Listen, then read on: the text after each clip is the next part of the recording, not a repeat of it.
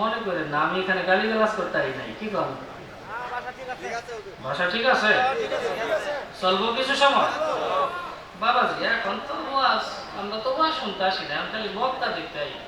আমার আগে যে বক্তা ওয়াজ করছে এর চেহারাও ভালো, আবার আমার পরে যে যাইব হেটার চেহারাও ভালো। আমি মাঝখানে ভাঙ্গাচোরা বেড়ে গেছি। আমিন কর। মুসলমান ভাইরা,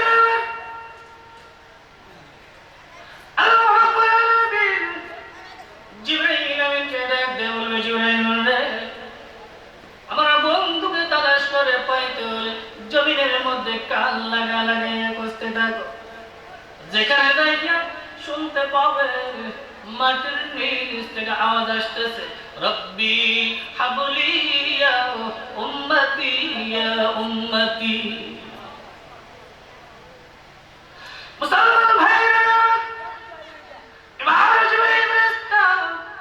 জমিনের মধ্যে কান লাগাইয়া কষতে থাকবে, জমিনের মধ্যে কান লাগাইয়া কষতে থাকবে। কষতে কষতে যখন সোনার মদিনায় চলে আসবে, তখন জিবরাইল ফেরেশতা শুনতে পাবে মাটির নিচ থেকে আওয়াজ আসতেছে, রওজার কিনে দাঁড়াইয়া জিবরাইল ফেরেশতা ডাক দিয়ে বলবে, নবী গো, হাসরের ময়দান কায়েম হয়ে গেছে, উঠুন উঠুন, হাসরের ময়দান কায়েম হয়ে গেছে, আল্লাহ রাব্বুল আলামিন আপনাকে সালাম জানাইছে। সালাম জানানো আর সালাম দেওয়া দুইটা দুই রকম। সালাম জানানো মানে আপনাকে যাইতে বলছে, কি বলে? মুসলমান ভাইরা, ঠিক তখন আমার নবী রাহমাতাল লিল আলামিন রওজা পাকের এইভাবে দুই ধারে দুই হাত বড় করে মাথা উঁচু করবেন, মাথা উঁচু করে নজর করে দেখবেন নিজের এতিম উম্মত গুলা পানি পানি বলে গলা কাটা মুরগির মতো ছটফট করতেছে।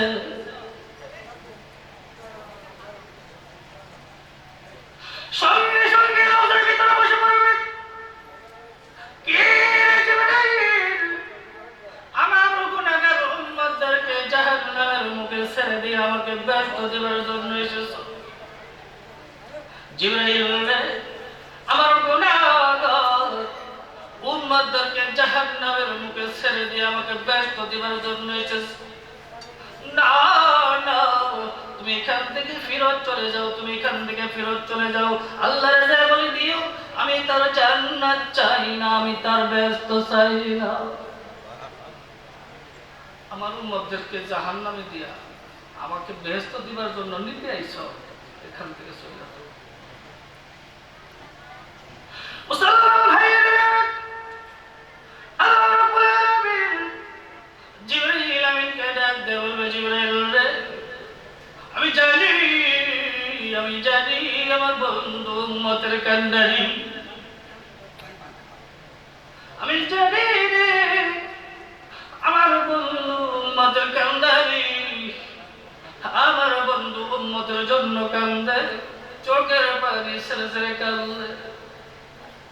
আমার বন্ধুকে বলাই দাও, আমার বন্ধুর চোখে পানি দেখলাম আমি আল্লাহ তাআলা কুদরতি কলিজার মধ্যে আঘাত লাগে।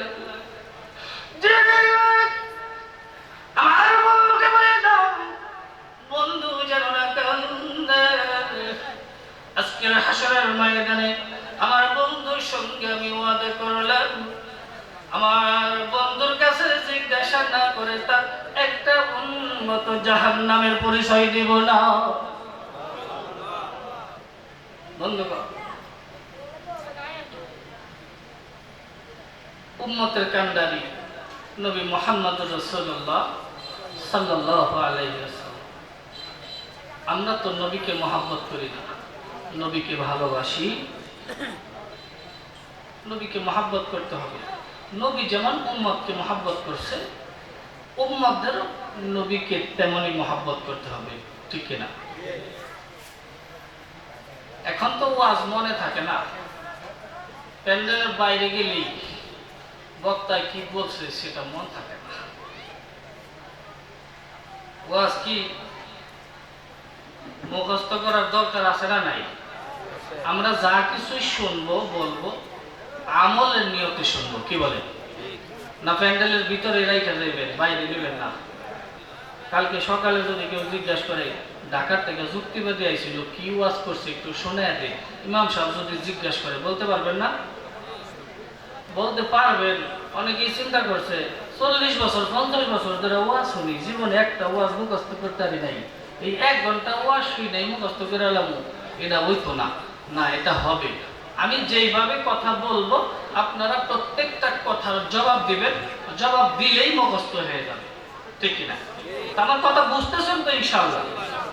তো নবীকে কেমন মহাব্বত করতে হবে এই কথাটা বোঝানোর জন্য দেখেন, শুধু উম্মত না, ওই যে বলেছি যে ওমা আরসালনাকা ইল্লা রাহমাতাল লিল আলামিন, আল্লাহ রাব্বুল আলামিন আমাদের নবীকে পাঠিয়েছেন तमाम জাহানের জন্য রহমত স্বরূপ, ঠিক কিনা? জঙ্গলের জানোয়ার পর্যন্ত, পশু পাখি যা কিছু আছে 18,000 মাখলুক নবীর জন্য পাগল ছিল, অথচ আমরা উম্মত হইয়া নবীকে মহাব্বত করি না। আমাদের নবীর বয়স যখন 6.5 বছর বয়স, কয় বছর? আমাদের নবীর বয়স যখন 6.5 বছর বয়স, আমাদের নবীজি দুনিয়াতে আসার পরে বাবা দেখছেন, আব্বাকে দেখছেন? এরপরে যখন 6 বছর বয়স তখন মাও দুনিয়া থেকে বিদায় হয়ে গেছেন। শুনেন না আপনারা? জানেন না? ওয়াজ তো সবই জানা আছে, এরপরেও মাঝে মধ্যে একটু মনে করাই দেওয়ার জন্য, একটু চার্জ দেওয়ার জন্য আমরা আসি। যেমন মোবাইল 1 দিন 2 দিন চার্জ না দিলে তারপরে কোনো কাজ করে না, ঠিক কিনা? এরকম আমরা মাঝে মধ্যে আপনাদেরকে একটু চার্জ দেওয়ার জন্য আসি। ওয়াজ তো সবই জানা, সবই মুখস্থ। 40-50 বছর যাবত ওয়াজ শুনতেছেন, আর কোন ওয়াজ শুনবেন? নতুন ওয়াজ, কি বলে? তো জায়গা নবীর বয়স না কয় বছর? 6.5 বছর। আর যখন 6 বছর তখন মা দুনিয়া থেকে বিদায় হয়ে গেছে। যখন 6.5 বছর বয়স নবীজি দাদার কাছে থাকতেন। কার কাছে? কার কাছে থাকতেন? দাদার নাম আব্দুল মুত্তালিব। দাদার নাম কি? Abdul Muttalib. মুখস্থ হয়েছে না? দাদার নাম আব্দুল মুত্তালিব। দাদার কাছে থাকতেন। নবীর বয়সটা কত? এই তো মুখস্থ হয়ে গেছে। আপনারা তো সচেতনতা। কয় বছর? 6.5 বছর বয়স। কার কাছে থাকতেন? দাদার কাছে থাকতেন। তো আমার নবীজি প্রতিদিন বিকালবেলা ঘোরাঘুরি করতেন মাঠের কিনার দিয়ে, খেলাধুলার মধ্যে অংশগ্রহণ করতেন না। একদিন আমাদের নবীজি হঠাৎ করে নজর করে দেখে যে অন্য অন্য ছেলে মেয়েরা খেলাধুলা করে, সন্ধ্যা যখন ঘন হয়ে যায় তখন যার যার বাবা, যার যার মা এসে এসে কুলে করে করে বাড়ির দিকে নিয়ে যায়, চুমু খায়, আদর করে। এরকম আদর করতে করতে বাড়ির দিকে নিয়ে যায়। এই দৃশ্যটা দেখে আমার নবীর মায়ের কথা, বাবার কথা মনে পড়ে গেছে। আহারে, আজকে যদি আমার মা থাকতো, আজকে যদি আমার বাবা থাকতো, আমাকেও এরকম নিতে আসতো। কি বলে? মনে পড়াটা স্বাভাবিক না? অন্যের ছেলে মেয়েকে যদি এরকম যার যার মা বাবা এসে আদর করতে থাকে, আমার মা বাবা যদি না থাকে, নিজের ভিতরে একটু কষ্ট লাগাটাই স্বাভাবিক। তো নবীজি মনে মনে চিন্তা করতেছেন, আজকে যদি আমার মা থাকতো, আমার বাবা থাকতো, আমাকেও নিতে আসতো। মনটা একটু খারাপ হয়ে গেছে, মার কথা মনে পড়ছে, বাবার কথা মনে পড়ছে। পাহাড়ের এক গুহার ভিতরে বৈশা বৈশা কান্না করতেছে, বিনাইয়া বিনাইয়া কাঁদতেছে আমাদের নবী। নবীর বয়সটা কত? এই তো পরীক্ষা নিতে হয়তো মুখস্থ হইতাছে কি হইতাছে না, কালকে সকালে জিগাইব না? আমি তো যাবো গা, ইমাম সাহেব কয়ে যাবো যে জিগাইলেন রাস্তায় বাইরে।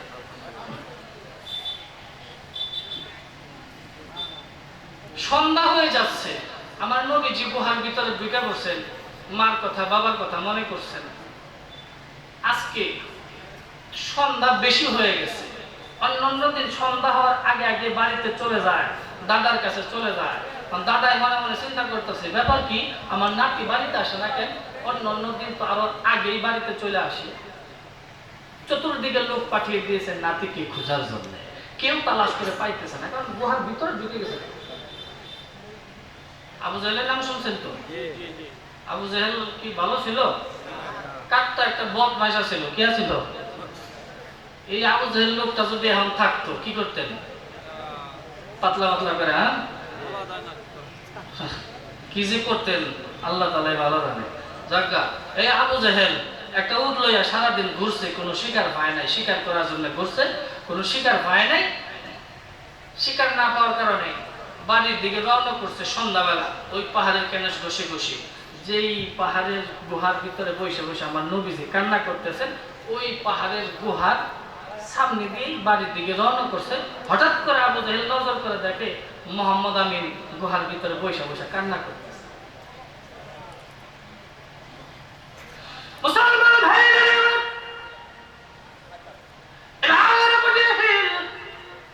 উটের পিঠ হইতে নামিয়া গুহার মুখে দাঁড়াইয়া, উটের পিঠ হইতে নামিয়া গুহার মুখে দাঁড়াইয়া ডাক দেয়, বলে গো মোহাম্মদ আমিন, ওই দিকে তোমার দাদা আব্দুল মুত্তালিব চতুর্দিকে লোক পাঠিয়ে দিয়েছে তোমাকে খোঁজার জন্য। কেউ তোমাকে তালাশ করে পাইতেছে না, পাইতেছে না। ভালোই হয়েছে তুমি আমার চোখের সামনে পড়ে গেছো। এই যে উট, আমার উট, এই উট আমার অপমান মানে আমার কথা শুনে, আমি যদি বলি বস তাহলে বসে, আমি যদি বলি দাঁড়াও তাহলে দাঁড়ায়। এই মোহাম্মদ আমিন, এই উটের পিঠে চড়াইয়া আমি তোমাকে তোমার দাদার কাছে পৌঁছে দেই। আবু জেহেল যখন এই কথা বলছে, নবীজি গুহার ভিতর থেকে বের হয়ে আসছে, কারণ রাত হয়ে যাইতেছে না, বাড়িতেও তো যাওয়ার প্রয়োজন, কি বলে? ওইদিকে দাদা চিন্তা করতেছে।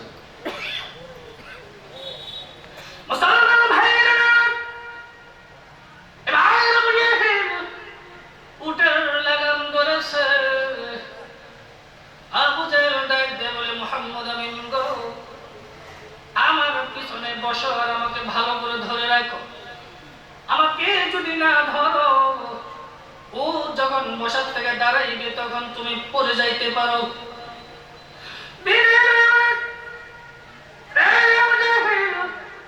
না না, আপনাকে আমার ধরা লাগবে না। আবু জেহেলের উটের পৃষ্ঠে চলছেন, কিন্তু আবু জেহেলকে ধরেন না, টাচ করেন না।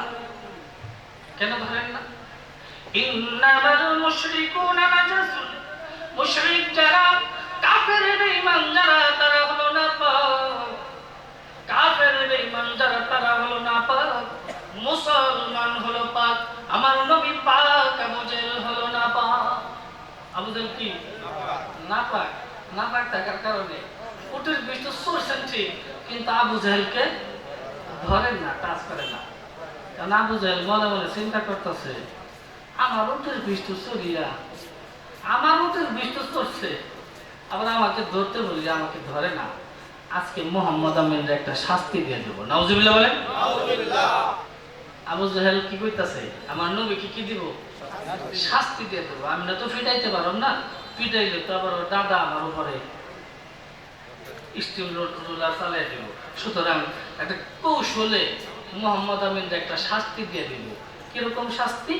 আমাকে তো ধরেই নাই, অন্য অন্য দিন উঠকে একটু আস্তে আস্তে ঝেরকি মারে থাকলো, আজকে একটু ঝেরকি মারবো। হঠাৎ করে একটা ঝেরকি মারবো, উঠ হঠাৎ করে বসার থেকে দাঁড়াইয়া দৌড় শুরু করবো। মোহাম্মদ আমিন পিছন দিক থেকে পড়ে গেলে ব্যথা পাইব। এটা হলো আবু জেহেলের চিন্তা ভাবনা। আবু জেহেলের কি? আবু জেহেল এটা মনে মনে চিন্তা কইরা উঠকে ডাক দেয়া বলতেছে, উঠরে চল, উঠরে চল। অন্য অন্য দিনে একবার বলার সাথে সাথে ও দাঁড়াইয়া দৌড় দেয়, আজকে বারবার কইতাছে উঠরে চল। উঠ কান লাগে না, কি লাগে না? আবু জেহেল মনে মনে চিন্তা করতেছে, ব্যাপার কি দেখি, হঠাৎ করে উঠ ভয় হাঁটো রয়ে গেল নাকি? আছে না একটা ব্যাপার যে হঠাৎ করে কানে শুনে না নাকি, ভয় হাঁটো রয়ে গেল নাকি? উঠরে চল, ও চলে না, চলে না।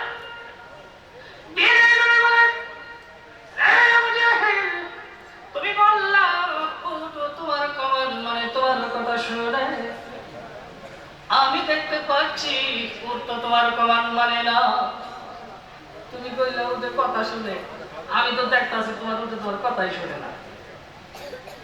নবীজি যখন এই কথা বলছে, আবু জাহেল একটু লজ্জা পাইছে না, একটু শর্মিন্দা হয়ে গেছে না, যে কইলাম একটা আর রইল আরেকটা। মুসলমান ভাইরা, এবার রাগ হয়েছে, গুসা হয়েছে, শর্মিন্দা হয়ে গেছে, চামড়ার কোড়া বাহির করেছে।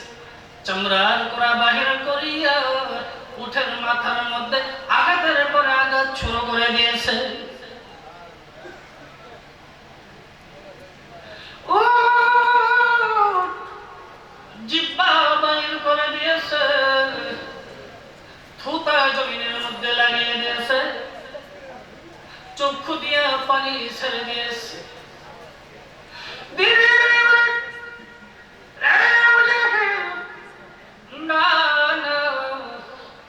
একটি জঙ্গলের জানোয়ার তোমার কমান মানে না, একটা জঙ্গলের জানোয়ার তোমার কমান মানে না, তোমার কথা শুনে না। সেই জন্য একটি জঙ্গলের জানোয়ারকে এইভাবে আঘাত দেওয়া উচিত নয়। বাল্য নবী কি জ্ঞানের অধিকারী ছিলেন। আবু জাহেল না না মাইরো না, মাইরো না, জঙ্গলের জানোয়ার তোমার কমান মানে না, তোমার কথা শুনে না। সেই জন্য এইভাবে মারতো। না না মাইরো, তুমি একটু নামো, তুমি একটু নাইমা নিচে দাঁড়াও, আমি বইলা দেখি ওর দাঁড়াইনি, আমি বইলা দেখি ওর দাঁড়াই। এবার আবু জাহেল উটের পিঠ হইতে নামিয়ে একটু দূরে দাঁড়াইছে। দ্বীনের নবী রাহমাতাল লিল আলামিন উটের লাগাম ধরার সঙ্গে সঙ্গে উটটি দাঁড়িয়ে গেছে, সাথে সাথে উটটি দাঁড়িয়ে। ও পিছনের দিকে তাকাইয়া নবীজির চেহারা মোবারকের দিকে তাকাইয়া ডাক দেয়, বলেন নবী গো, এই বেঈমান আবু জাহেল কত বড় বেয়াদব বেঈমান আবু জাহেল, আপনাকে পিছনে বসাইছে, আবু জাহেল সামনে বসে। কি নবীজি, এই বেঈমান আবু জাহেল চামড়ার উপরে আমাকে মারতে মারতে পিটাইতে পিটাইতে দুনিয়া থেকে বিদায় করে দিত, আমি মরে যাইতাম, দাঁড়াইতাম না ততক্ষণ পর্যন্ত যতক্ষণ পর্যন্ত আপনাকে সামনে না বসাইতো। সুবহানাল্লাহ বলেন। উট একটা পশু, সেও নবীকে চিনছে ঠিক কিনা? নবী গো, বেঈমান আবু জাহেল কত বড় একটা বেয়াদব, ও সামনে বসছে, আপনাকে পিছনে বসাইছে, যতক্ষণ আপনাকে সামনে না বসাইতো ততক্ষণ পর্যন্ত আমি দাঁড়াইতাম। দেখেন, জঙ্গলার জানোয়ার পশু এরপরে নবীকে চিনছে, কিন্তু আমরা উম্মত হইয়া নবীকে চিনি না। নবীকে মহাব্বত করার দরকার আছে না নাই? বাবাজি কথা বোঝা যায়? শুনতেছেন তো কেন করে? ওই যে বলছিলাম আল্লাহ তাআলা লক্ষাধিক নবী পয়গম্বর পাঠিয়েছিলেন, মনে আছে তো? এই লক্ষাধিক নবী পয়গম্বরের মধ্যে একজন নবী ছিলেন, তিনিও খুব দামি নবী ছিলেন, মুসা পয়গম্বর। মুসা নবীর নাম শুনছেন?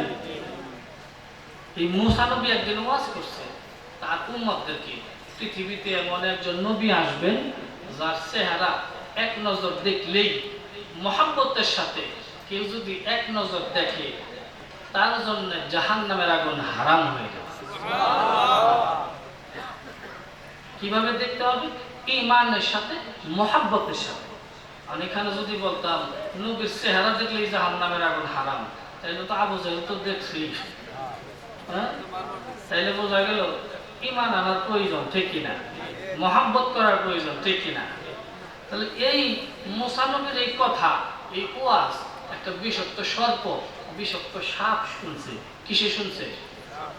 সাপ শুনছে, সাথে সাথে আল্লাহর কাছে দোয়া করছে, আল্লাহ আমারে সাপ বানাইছো, তাতে আমি বেজার হই নাই, আমি তাতে খুশি আছি। কিন্তু তোমার পয়গম্বর বলেছেন যে পৃথিবীতে এমন একজন নবী আসবেন যার চেহারা দেখলেই জাহান্নামের আগুন হারাম হয়ে যাবে। আল্লাহ গো, যতদিন পর্যন্ত ওই নবীর চেহারা না দেখবো ততদিন পর্যন্ত আমার মৃত্যু দিও। আমার আল্লাহ বলেন, সর্বরে যার নাম কইছস, যার নাম বলছস, যারে দেখতে চাইছস,